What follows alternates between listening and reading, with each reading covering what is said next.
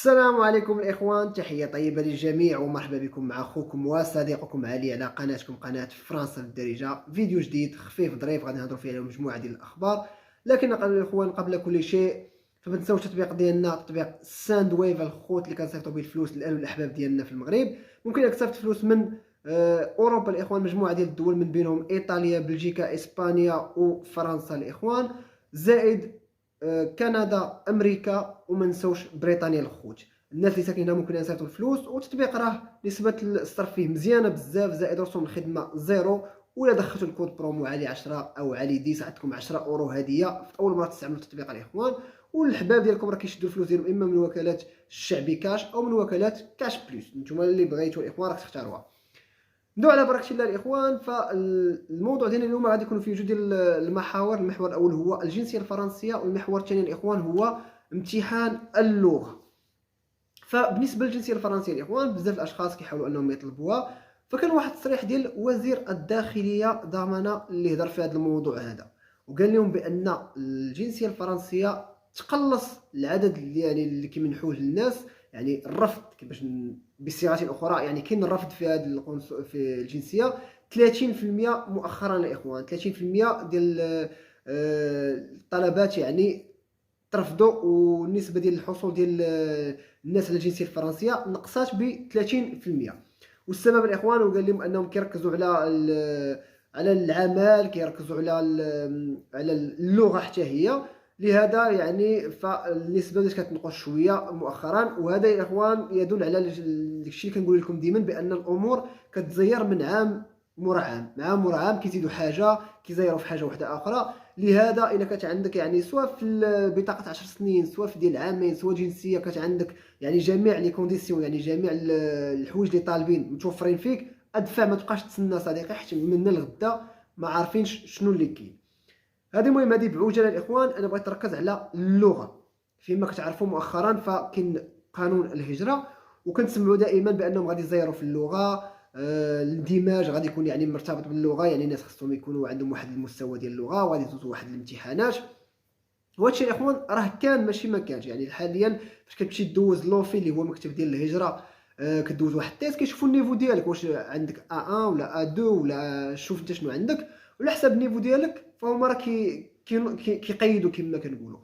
الا كان عندك الA1 راه كيعطيك واحد 100 ساعه باش تقراها الا بغيتي، باش تاخذ الA2 اللي غادي يمكنك باش تاخذ البطاقه ديال 10 سنوات يا الاخوان.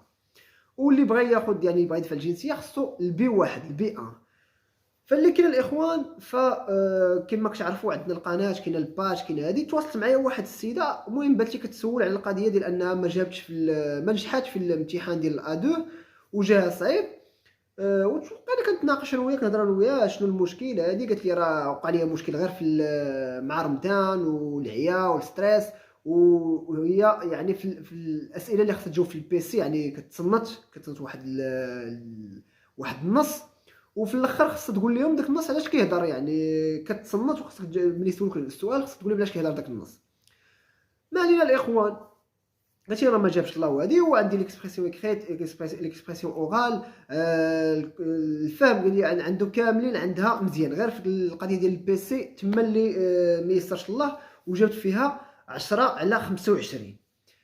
فقلت له الاخرين شحال جبتي فيهم؟ فصيفطات لي واحد الوريقه الاخوان، داكشي شحال جايبه راه غادي نحاول نحطها لكم الا قدرت. جيبه تقريبا كاين اللي جيبه فيها 13 على 25، كاين اللي جيبه فيها 22 على 25، كاين اللي جيبه فيها، المهم جيبه دوك الثلاثه جيبه فيهم كاملين فوق من 10. قلت له علاش؟ فقالت لي بانه القانون صديقي كنتمنى ان هذه القضيه ما تكونش مطبقه في جميع المدن. المهم اللي دوز مؤخرا الاخوان يقول لي واش هذا الشيء واقع في جميع المدن ولا لا، حيت حنا في المدينه فاش دوزت انا الاخوان كان عندك واحد العدد ديال النقاط تقريبا هو 100 مثلا او 200. كيجمعوا المجموع ديال النقاط اللي جمعتي كاملين في دوك المراحل باربعه، الا كانوا يعني فوق شويه المعدل راه ماشي مشكل. لكن بالنسبه لهاد السيده شنو طرا لها؟ يعني جابت كما قلت لكم طالبين في انه في 4 ديال المراحل خصك تجيب اكثر من 13، خصك تجيب 13 على 25 والفوق، يعني 13 على 25 نقطه والفوق. كاملين جابت فيهم 13 والفوق، 13 الفوق بثلاثه، الا وحده كما قلت لكم جات فيها 10 على 25 وسقطات، ويعني وما نجحاتش في الامتحان. هنا الاخوان الا كانت طبقت هذه القضيه هذه فراها صعيبه، حيت بزاف ديال الناس الاخوان مثلا كيكون النقاط على 100 كيجيب في وحده كيجيب فيها مثلا 20، وحده كيجيب فيها 13، وحده كيجيب فيها 10، ووحده يقدر يجيب فيها غير 9، وكيجمعوا داك الشيء كامل مثلا كيلقاو اكثر من 50 نقطه كينجح. الا داروا هذه القضيه هذه غادي تكون قضيه يعني مزيره بزاف الاخوان. راه ملي قالت يعني هضرت معاها وقالت لي هادشي واقع، يعني قلت يا ربي ما تكونش مطبقه في جميع المدن الفرنسيه الاخوان، كنتمناو ما تكونش مطبقه في جميع المدن الفرنسيه.